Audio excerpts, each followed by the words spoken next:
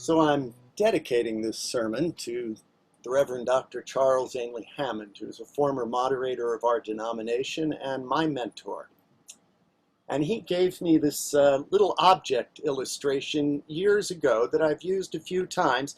He told me I could steal it outright if I wanted, but seeing as how he just passed, I thought I'd give him credit. It has to do with these peacock feathers. Now, the first time I did this, used this illustration, was in my seminary. And I got enough peacock feathers for everyone. And I passed them out at the door as my classmates came into the chapel on that Thursday morning. And then the president of the seminary, T. Hartley Hall IV, I kid you not, came in and took hold of one of them and looked at me and he said, "I don't know, Sam." A couple of others wondered if they should be calling presbytery, say Alexander's gone bonkers, the guy's worshiping bird feathers. But actually, it's just a little object illustration. Don't know if you've thought of it, but did you know that if you take a peacock feather and you want to balance it, you can balance it on your finger if you look at the eye on the top of it? Kind of interesting. Normally, if I were in a sanctuary, I would show you exactly how that works, but as it is, I had to get a really good assistant to help me out.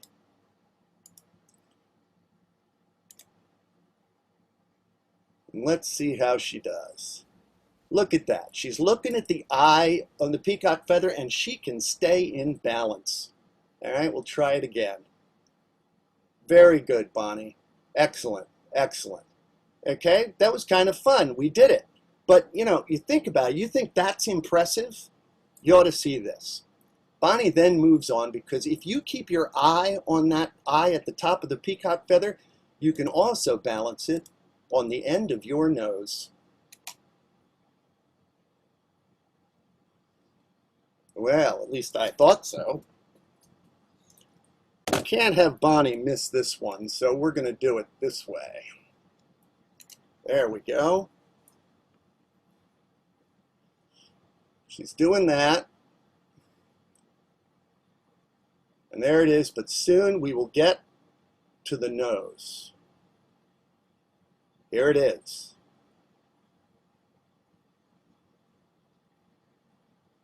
All right, Bonnie.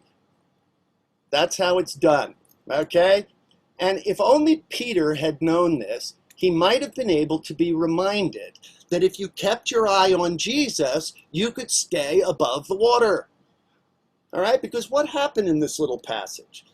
Jesus says, "Come on out," and so Peter comes out and he's looking at Jesus and he walks along the water. He's doing great, all right? Then he notices the wind and the waves. He takes his eye off Jesus, right?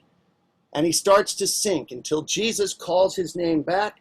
Peter's focus came back to Jesus, and up he comes as he's walking on the water. If Peter had known to keep his eye on Jesus, maybe he wouldn't have sunk that day. It's interesting, but, walking on water isn't exactly a life skill that we need, global warming notwithstanding. So you got to wonder what this passage is really about. It's not exactly about whether or not Jesus or you or I could walk on the water. So how do we interpret it? This is a miracle story. And when you're looking at miracles, there are usually three ways to interpret them. One way is to naturalize it. Now, last Sunday, Chris did a lovely sermon that naturalized the miracle of the feeding of the 5,000. All right? She said, look, it wasn't necessarily that Jesus actually turned the limited food he had into enough to feed 5,000. Instead, Jesus opened up the hearts and the generosity of the people in the crowd, that was really the miracle that occurred. And it's a lovely interpretation. Some of the naturalizing interpretations of the miracles fall a little short. There was a very famous theologian in Germany named Friedrich Barth in the mid-18th century. And he thought that what had actually happened is that Jesus had a secret society led by Joseph of Arimathea, And he must have been standing in front of a cave that had lots of food in it. And so he then just kind of was surreptitiously given the food and he passed it out. Another naturalized interpretation. I mention Friedrich because he had a naturalized interpretation of this story of walking on the water. What he said was, and remember, this is a very well-known theologian at the time, among the most read in Germany. Supposing that Jesus walked towards the disciples over the surface of a great floating raft, while the disciples, not being able to see the raft, must needs suppose a miracle. So you see, the effort was to just assume that it couldn't possibly be a miracle of some kind, breaking the laws of nature. And so he came up with naturalized interpretations. They tend to take the power out of the story. Not always. Chris's did a lovely job. Then you can interpret them literally. So Jesus actually walked on the water. And I'm fine with that if people believe that Jesus walked on the water. My difficulty with that is that we tend to focus only on how cool Jesus is and how incredible it is that he did these miracles. And what does that really have to do with our lives? We don't really think in terms of Jesus able to do miracles for us like that, changing things around. It's what moves my friend Jesse to say that God is a tremendous underachiever. And I suppose that's true if you're expecting God to do magic tricks for you, but it is absolutely false if you're listening to the story and hearing that Peter was being drawn out onto the waves and the wind and recognize that that has almost a fable feel to it. And that's the third way that we interpret miracles. Doesn't necessarily even deny the other two, but it opens our mind to new possibilities. So in the Hebrew scriptures, the sea, the deep, was a terrifying place. From the first verse of the Bible, in the beginning, when God created the heavens and the earth was a formless void, and darkness hovered over the face of the deep, and a wind from God hovered over those waters. It's the deep, the great chaotic morass. And you get to the Noah story, and all of a sudden that chaotic morass comes back in and drowns all the people. These people are terrified of the sea. One of the reasons is that the Hebrews were really land people, and they were fighting against the Philistines, the sea people. That's when these scriptures were put together. So they're terrified. They have stories of God using the sea to destroy Pharaoh.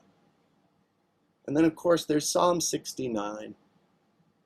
Save me, O God, for the waters have come up to my neck. I sink in deep mire where there is no foothold. I have come into deep waters, and the flood sweeps over me. I am weary with my crying. My throat is parched. My eyes grow dim with waiting for my God. Talks about those who hate him, his enemies, the insults, all the things that are crowding in on his life. And he's saying that that feels like the sea is going to swallow him whole. Well, now we come to a message that's about you and me.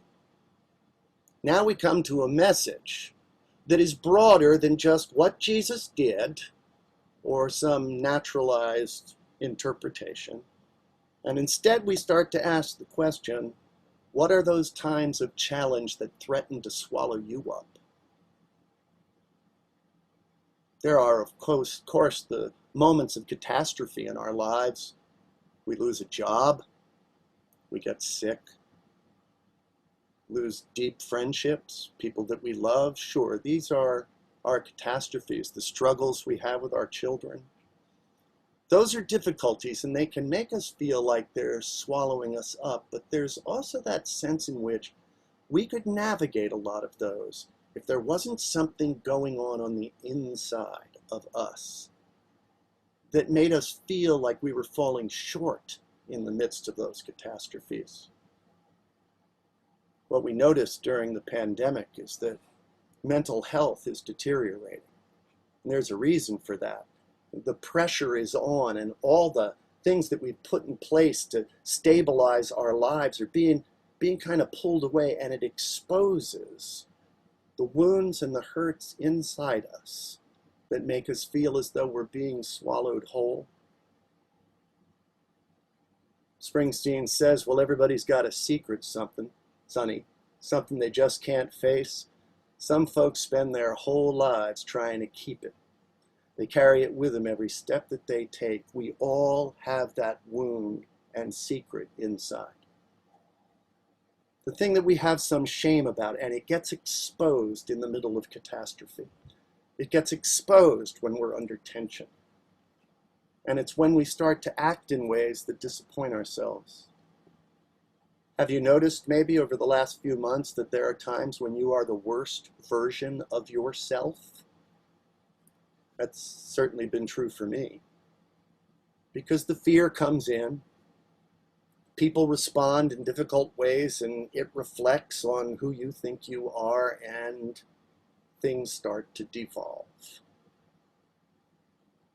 That's what it's like to be swallowed up in the sea. But if we are able to keep our eye on Jesus, the promise is that we will be able to navigate those moments. That the destruction we feel on the inside can begin to be healed, and we can start to live the best version of ourselves. So how do you keep your eye on Jesus? I've talked to you a few times about having a first person, a second person, and a third person relationship to God. When we're talking about Jesus, this is Christianity's way of saying we have an I-thou relationship with our God. This is God reaching out into creation, into our lives. And our opportunity is to reach back and to know the love of God, because we can almost touch it in relationship. There are some ways to go about it, some techniques. I went away for an 8-day silent retreat once in the mountains of Alaska, and I spent at least 2 of those days just imagining myself in the story at the end of John, when Jesus calls to the people, to his disciples out on the sea, and calls them in for a nice fish breakfast that he'd been preparing by the shore. You spend enough time imagining yourself in a story like that, and you can begin to feel the healing power of Jesus. It takes time, though. There are other ways to do it. You might feel silly doing it, I don't know, but you can have a conversation with Jesus in your journal. If you're studying the stories of Jesus of Nazareth, if you're looking at the Gospels and learning about his character, you have a deep internal sense of who that God is. And so you can write to him and have him write back. And you may not get it completely right the first time or the second time, but over time what happens is you get a sense of the presence of God and what it is trying to reach you for. You get a sense that God's love is in communication with you and caring for you.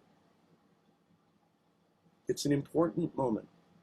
Keeping your eye on Jesus is not something you can just do one day and skip the next. The reality is that any spiritual discipline takes time, and we do it in the good times so that it is there in the bad times. Keeping your eye on Jesus can help you navigate the most difficult moments that threaten to swallow you whole. And the good news of this story is simple.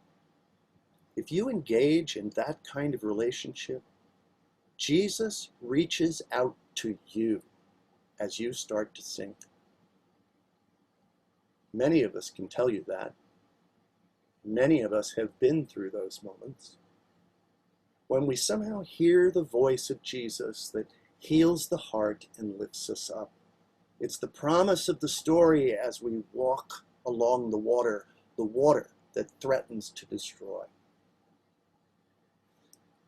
And so if you have a moment, Get yourself a peacock feather. Some of you may have them already. You can put it on the wall. You know, it's funny, for all the teasing I got at my seminary that time when I preached this particular illustration. 10 years later, I was at kind of a reunion, and my Old Testament professor came up to me and said, "Sam, I have a peacock feather on my wall, and it reminds me to keep my eye on Jesus." It works. So get the peacock feather, you know, amaze and delight your friends by balancing it on your finger or on your nose. But know for absolute certain that it leads you to a place where you can feel the love of God, the love of Jesus, who forever reaches out and seeks to lift us up out of the sea and the mire. Amen.